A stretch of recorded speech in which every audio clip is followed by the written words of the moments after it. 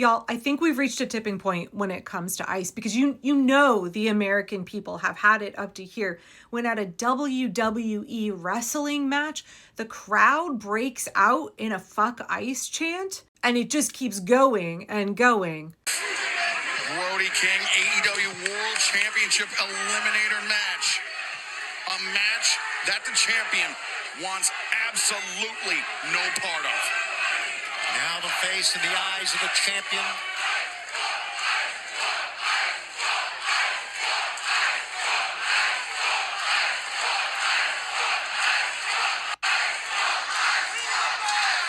According to Cage Side Seats, the main event of February 4th's episode of Dynamite featured Brody King squashing AEW World Champion MJF in a very quick match. Wrestling's not my thing, but if it's yours, that's awesome. We're all allowed to like unserious things after all. I'm a Ghost fan. Cage Side goes on to say how one of the biggest talking points coming out of this Las Vegas match was how the crowd was all chanting "fuck ICE," but in particular, how they started doing it at the end of the ring introductions, but before the opening bell was rung.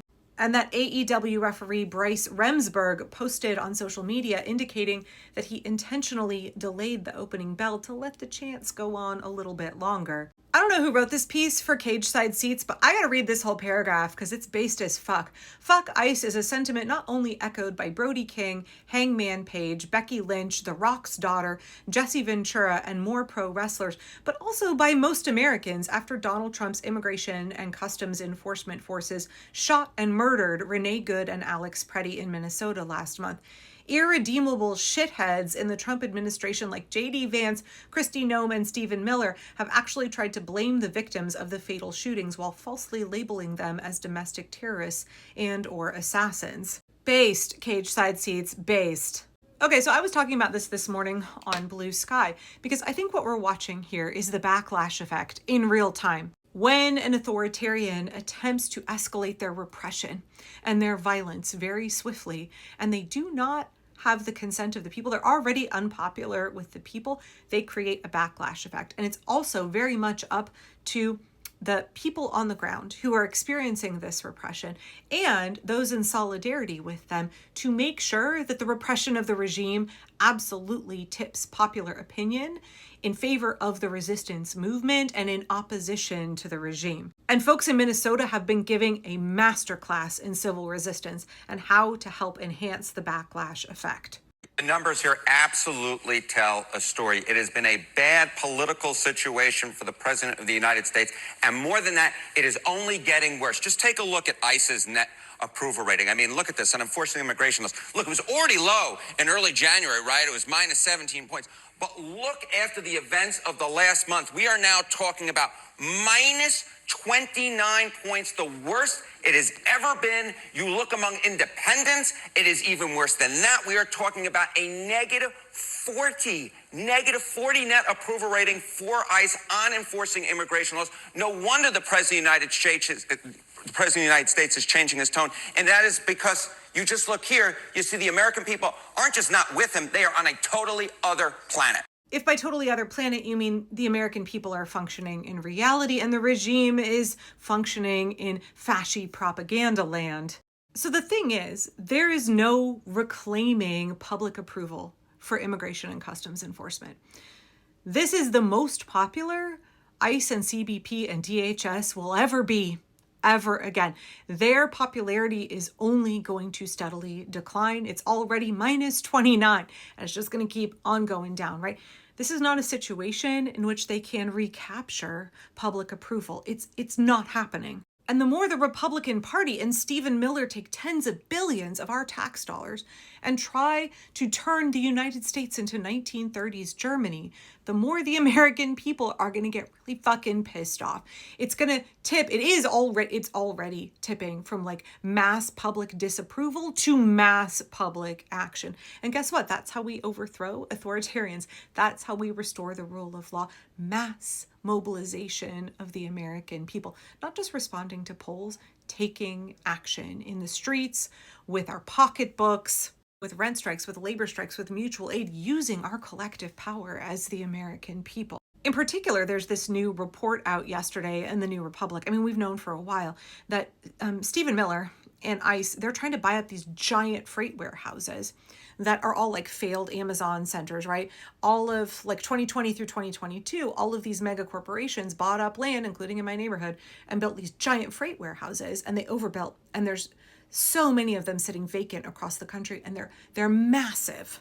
Stephen Miller and DHS are going around and dropping top dollar on these, wanting to turn these warehouses into concentration camps. And the more the American people hear about it, the more flaming pissed they are getting. Warehouses for human beings. There's no way you can spin that to make it seem anything other than what it is, which is reprehensible. So this new piece in the New Republic, Trump's new prison camp threat unleashes fury even in MAGA country. The next phase of ICE's big ramp up, a nationwide network of vast detention facilities. You think those are going to be for immigrants? You think it's immigrants that they want to keep in these Amazon freight warehouses? No, it's American citizens. It's political dissidents. They are turning concentration camps into big business. The more human beings that stand for democracy, that piss off anybody in the regime, that in any way oppose the fascist shit that the Republicans are doing, they want to put you in a freight warehouse. And then the rest of the American taxpayer can pay these corporations like Geo Group and Core Civic billions of dollars a year to keep you enslaved in a concentration camp. And also, just like the regular prison system in the United States exploits prisoners for their labor, there aren't labor protections for people in prison systems. If you think they're not going to use everybody in concentration camps, in these warehouses, in these concrete windowless boxes to be free labor under the technocrat feudalistic system, that's their ultimate plan. Anybody who disagrees with the regime, they want to turn you into slave forced labor in a concentration camp and then bill the taxpayer, right? Milk the taxpayer billions of dollars out of their pocket to keep you and potentially hundreds of thousands, if not millions of other Americans in concentration camps where we will be used for labor, so that the corporations can ka-ching, cash in one check off the taxpayer, charging the taxpayer to keep us in these concentration camps and then also use us for our labor and then sell whatever we have to make back to anybody who has not been put in a concentration camp. Do you understand? Do you understand the racket here, the game, the scheme that they're up to? And people all over the country are vigorously opposing these projects, even in deep red parts of the country, because everybody can see what it is. There's no way to cloak this as like, we're just dealing with violent gang members and deporting them, whatever bullshit they said about Stephen Miller's ethnic cleansing plan in the beginning.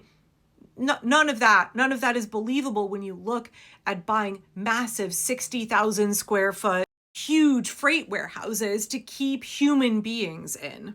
The New Republic says, but a funny thing has happened with Stephen Miller's authoritarian fever dreams. As plans for these new detention facilities have become public, they're encountering opposition in some very unlikely places, notably in regions that backed Donald Trump in 2024, which in turn captures something essential about this moment. The public backlash unleashed by Trump's immigration agenda runs far deeper than revulsion at imagery of ICE violence.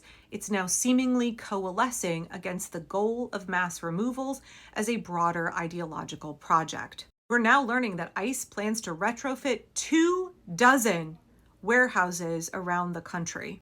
Many of these warehouses will hold 10,000 people in them. I used to live outside of Newport, Oregon. The population of Newport, Oregon is 10,000 people. Imagine all of y'all put into an Amazon freight warehouse. In other words, the Trump-Miller threat to create a system of new detention camps is just getting underway, and getting underway in earnest. Put a ghoulish twist on the oft-discussed ideal of bureaucratic capacity that will allow Trump and Miller to imprison and deport vastly more people. Right now, more than 70,000 immigrants are languishing in detention, and they're running out of space. I want to add another 80,000 beds for folks that they plan to deport, and then they're going to fill them with American citizens. It's the first they came for poem. They're not when they've kicked all of the immigrants out, who are they coming for next? To keep the system going. Geo Group and Core Civic, they got to post quarterly profits. They got to be able to bill those per diems to the American taxpayer. The article goes on to talk about how the latest polling is a decisive repudiation of a key pillar of MAGA ideology. So bad that Trump land, deep red MAGA parts of the country are like, we don't want this here. This is a terrible idea. Backlash is already intense and it's going to keep building.